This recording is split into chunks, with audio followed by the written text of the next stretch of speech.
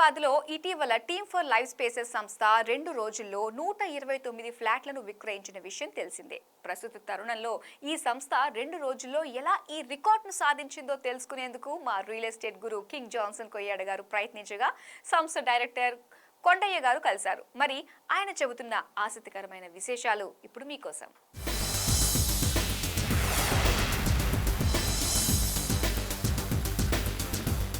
Hello sir, welcome to real estate Guru. నమస్తే అండి. So మీరు ఈ మధ్య అసలు మార్కెటే లేదు, హైదరాబాద్ మార్కెట్ కుప్పకూలిపోయింది అని గోబెల్స్ ప్రచారం జరుగుతున్న తరుణంలో మీరు జనవరి 26, 27 2 రోజుల్లో 129 ఫ్లాట్స్ సోల్డ్ చేసి ఒక కొత్త రికార్డ్ క్రియేట్ చేశారు. అసలు ఎలా సాధ్యమైంది సార్? ఈ క్వశ్చన్ నాకు చాలా మంది దగ్గర నుంచి వచ్చిందండి. సో మంచి క్వశ్చన్తో స్టార్ట్ చేస్తున్నాం మనం. బేసికల్గా మేము నలుగురు పార్ట్నర్స్ అండి. సో మాకున్న ప్రీవియస్ ఎక్స్పీరియన్స్, మా పాత కస్టమర్స్తో మాకున్న గుడ్ విల్, మేము క్యారీ చేస్తున్న గుడ్ విల్, మా పర్మిషన్స్ అన్నీ కంప్లీట్ అయిన తర్వాత, మా ప్లాన్స్ అన్నీ రెడీ అయిన తర్వాత, so we have started communicating మా ఎగ్జిస్టింగ్ కస్టమర్స్ కానీ వాళ్ళ నోన్ పర్సన్స్ కానీ అందరికీ కమ్యూనికేట్ చేసి మేము ఇలాంటి ఒక ఈవెంట్ చేయబోతున్నాము. ఈ చేసే ఈవెంట్లో మీరు కనుక మీ ఇంట్రెస్ట్ ఉంటే మీరు ఒకసారి మీ డీటెయిల్స్ ఇవ్వండి, మేము కాల్ చేస్తాము ఆ ఈవెంట్ జరగబోయే ముందు. ఇట్లా డైలీ మేము ఒక 40 to 45 డేస్ దీని మీద వర్క్ చేసామండి. అట్లా డేటా కలెక్ట్ చేసుకొని ఆ డేటాలో ఫైనల్గా మేము వస్తాము, మాకు ఇంట్రెస్ట్ ఉంది, మేము బుక్ చేసుకుంటాము అనుకున్న వాళ్ళందరినీ ఒక ప్లాట్ఫామ్ మీదకి తీసుకొచ్చి డే వన్నే అది ఒక అందరినీ కలిపినట్టుగా ఒక ఈవెంట్ లాగా చేసుకుంటూ ఎవరైతే ఫస్ట్ మాకు కన్ఫర్మ్ చేశారో వాళ్ళకి ఆర్డర్ ఆఫ్ ప్రయారిటీలో ఎక్కడ ట్రాన్స్పరెన్సీ మిస్ అవ్వకుండా అవైలబిలిటీ ఉన్న ఫ్లాట్స్ ఇవి. సో ఇదిగో మీరందరూ ఇంట్రెస్ట్ చూపించారు, మీకు నెక్స్ట్ అవైలబిలిటీలో ఉన్నదాన్ని మీరు తీసుకోండి. ఇలా ఒక 1.5 month 2 months వర్క్ చేసుకొని ఆ ఈవెంట్ని అలా చేయగలిగామండి. 2 months వర్క్ చేశారు. 2 months వర్క్ చేశారు. సో ఇదంతా అంటే రెరా వచ్చిన తర్వాత ఈ వర్క్ ఇనిషియేట్ చేశారా? ఎగ్జాక్ట్లీ అండి. ఎగ్జాక్ట్గా after RERA next day from the getting the RERA permission we have started this అండి. బడా నిర్మాణ సంస్థలకే సాధ్యం కానిది జనవరిలో మీరు సుసాధ్యం చేసి చూపెట్టారు. సో ఎలా ఫీల్ అవుతున్నారు మీరు? డెఫినెట్గా హ్యాపీగానే ఉంటుందండి. అట్ ద సేమ్ టైం రెస్పాన్సిబుల్గా కూడా ఫీల్ అవుతున్నాం. సార్ మీ project elevations plus landscaping designing ఇదంతా చూస్తే చాలా అద్భుతంగా ఉంది యాక్చువల్గా. అంటే నెక్స్ట్ లెవెల్ ప్రాజెక్ట్ లాగా ఉంది. సో ఈ డిజైనింగ్ పార్ట్ చేయడానికి మీరు ఎవరెవరు పార్టిసిపేట్ చేశారు మీ డైరెక్టర్స్లలో? సో ఎంత టైం పట్టింది మొత్తం డిజైన్ చేయడానికి? మేము నలుగురు పార్ట్నర్స్ అండి. నలుగురు పార్ట్నర్స్కి ఒక స్పెషల్ ఇంట్రెస్ట్ ఉంది. ఈ ప్రాజెక్ట్ ఎలా చేయాలనే దాని మీద లాట్ ఆఫ్ వర్క్ చేసాము.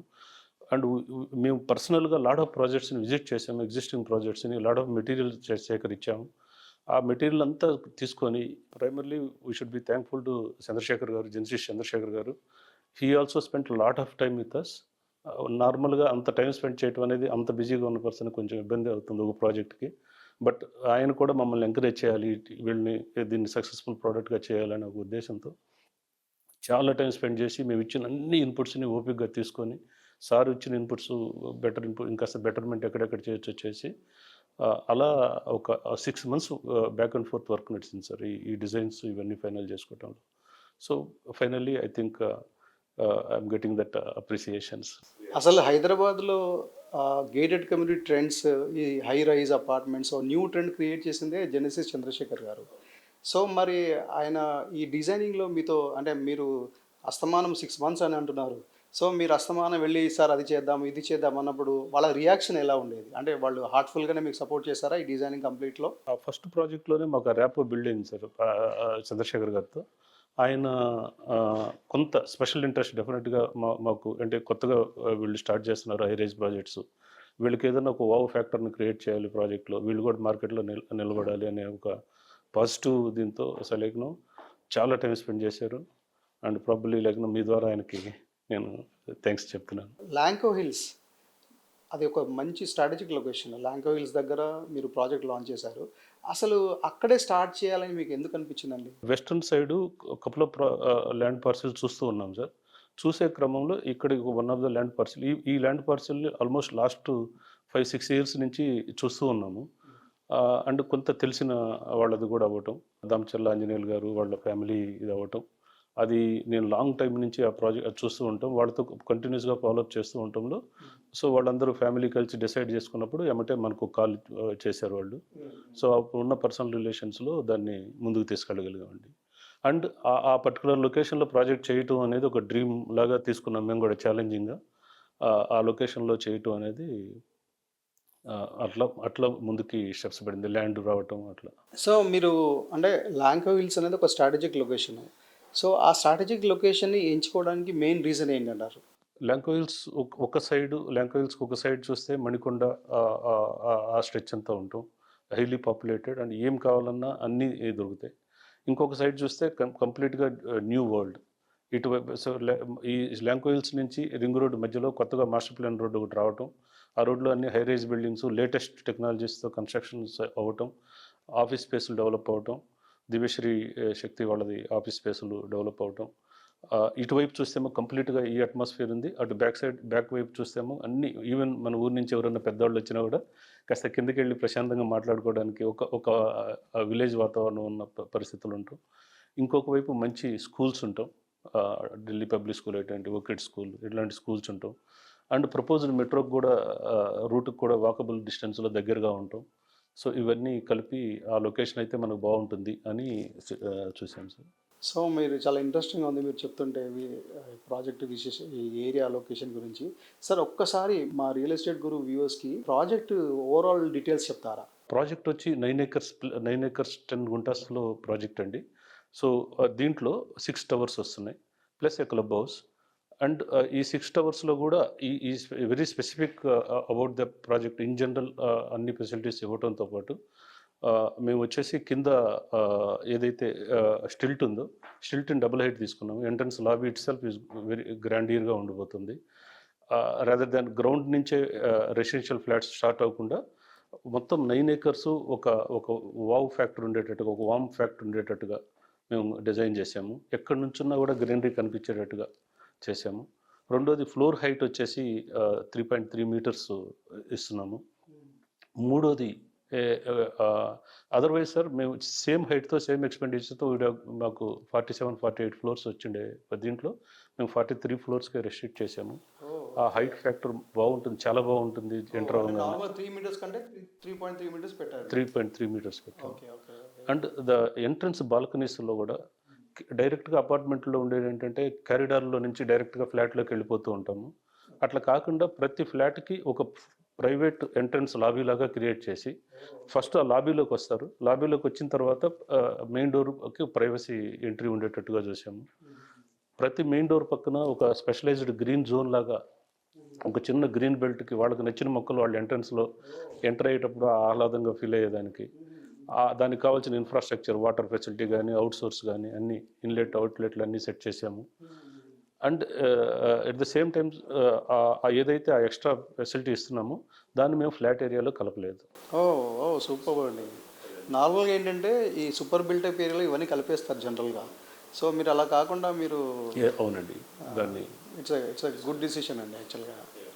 ఎందుకంటే బయ్యర్స్కి చాలా ఉపయోగకరం యాక్చువల్గా. ఈ పాయింట్ చాలామందికి తెలియదు యాక్చువల్గా. ఇప్పుడు పెద్ద పెద్ద కంపెనీస్ కొన్ని ఉన్నాయండి హైదరాబాద్లో. వాళ్ళు ఏంటంటే సూపర్ బిల్టప్ ఏరియా 2000 SFT చూపిస్తారు. బట్ వేరాజ్ మీకు అట్లీస్ట్ 30-40% కామన్ ఏరియాస్లో కలిపేస్తారు. సో అలా కాకుండా మీరు ఇది మంచి డిసిషన్ అండి. This will help to the customers actually.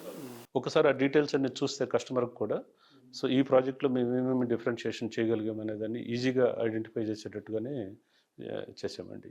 So టోటల్గా ఎన్ని ఫ్లాట్స్ వస్తాయి అండ్ బిల్టప్ ఏరియాస్ ఎంత సార్? ఎంత మినిమం అండ్ మ్యాక్సిమం? 1200+ ఫ్లాట్స్ వస్తున్నాయండి.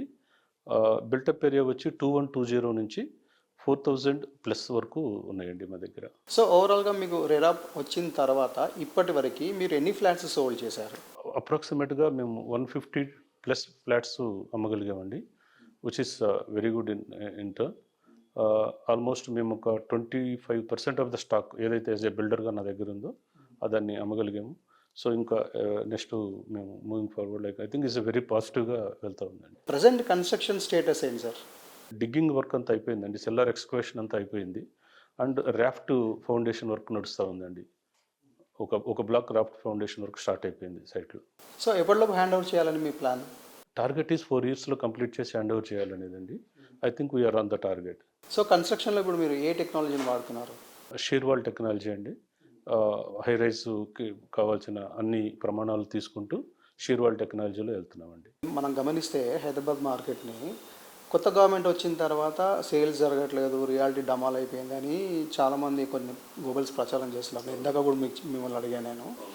సో ఇలాంటి నేపథ్యంలో కొత్తగా ఇల్లు కొనుక్కునే వారికి మీరు ఇచ్చే సలహా సూచనలు ఏమిటి?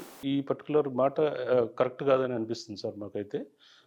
ఇన్ జనరల్గా ఇల్లు కొనుక్కునే వాళ్ళకి లొకేషను, ప్రోడక్టు, వాళ్ళ నీడు, ఆ ఫ్యామిలీకి ఉన్న నీడు, వాటిని మ్యాచ్ చేసుకుంటూ ఇప్పుడు మనం ఏదైతే ప్రైస్ మేము కోట్ చేస్తున్నామో ఈ ప్రైస్ని comparing with the construction cost and the land cost అవన్నీ చూసుకుంటే దిస్ ఈజ్ అంటే ఇది రీజనబుల్గానే వెళ్తున్నాం మనం మార్కెట్లో. ఇదేమి అబ్నార్మల్గా మేము ఎక్కువ రేటుకి అమ్ముతున్నది కాదు. రేపు ఒకవేళ ఏదన్నా అబ్నార్మల్గా పడిపోయేదానికి కూడా ఛాన్స్ లేదు. సో ఈ కన్స్ట్రక్షన్ కాస్ట్ కూడా ప్రపోర్షనేట్గా అలాగే పెరిగింది, ల్యాండ్ కాస్ట్ కూడా పెరిగింది. సో మనం ఇస్తున్న ప్రైసింగ్ అలాగే వెళ్తూ ఉంది. సో మీ ల్యాండ్ ప్రైస్, కన్స్ట్రక్షన్ కాస్ట్ అంతా చూసుకుంటే ఒక రేంజ్లో ఉంది అని అంటారు మీరు? రీజనబుల్గానే ఉంది అని అంటారు. మేము అమ్ముతున్న ప్రైస్ చాలా రీజనబుల్గా ఉందనేది నేను చెప్పాలనుకున్నాను అండి. సో కొత్తగా తగ్గించడానికి, అబ్నార్మల్గా తగ్గిపోవడానికి అట్లాంటి ఏమి అద్భుతాలు ఏం జరగవు ఫ్యూచర్ అయినా. ఇది రీజనబుల్గానే ఉందనేది నా ఒపీనియన్ అండి. మీరు 2 డేస్లో 129 ఫ్లాట్స్ సేల్ చేశారు కదా. సో బయ్యర్స్ ఏ అంశాలని చూసుకొని కొన్నారంటారు? అసలు వాళ్ళకి ఎట్లా కాన్ఫిడెన్స్ వచ్చింది? బేసికల్గా మేము ఇందాక చెప్పినట్టు మేము నలుగురు పార్ట్నర్స్ సార్. మా నలుగురికి రియల్ ఎస్టేట్లో ఒక బ్యాక్గ్రౌండ్ ఉంది, ఆల్మోస్ట్ ఒక 10 years దీని నుంచి. సో మా లాయల్ కస్టమర్స్ ఉన్నారు మా బేస్లో. సో వీళ్ళ దగ్గర కొంటే వీళ్ళు ప్రామిస్ చేసిన దాన్ని డెలివరీ చేస్తారు అనేది మా నలుగురికి ఉన్న క్రెడిబిలిటీ. ప్లస్ ఆ లొకేషన్, ఇందాక మనం చెప్పుకున్నట్టు లొకేషన్కి ఉన్న అడ్వాంటేజెస్, ప్లస్ మన ప్రోడక్ట్లో కూడా మనం ఎక్కడ ఎక్కువ ఈల్డ్ తీసుకురావాలని కాకుండా ఎట్లా బెటర్ చేయొచ్చు అనే ప్రాసెస్లో మేము చేసిన ప్రయత్నం. ఆ ప్రయత్నానికి మా మీద ఉన్న నమ్మకం, మా పాత లెగసీలో ఉన్న కస్టమర్స్ ఉన్న నమ్మకం, అది అవన్నీ కలిపి ఇది రీచ్ చేయగలిగామని అనిపిస్తుంది. ఇప్పుడు మీరు చెప్పిన దాన్ని బట్టి చూస్తే right product, right mix, right builder, correct, ఈ 3 మేజర్ ఫ్యాక్టర్స్ అని అంటారు. కరెక్ట్, అంతే కదా సార్? అవునండి. ఓకే సార్, థ్యాంక్ యూ అండి. Thank you very much for sparing valuable time with us. Thank you అండి. Thank you for giving this opportunity to talk to the real estate Guru customers. Thank you sir, thank you very much.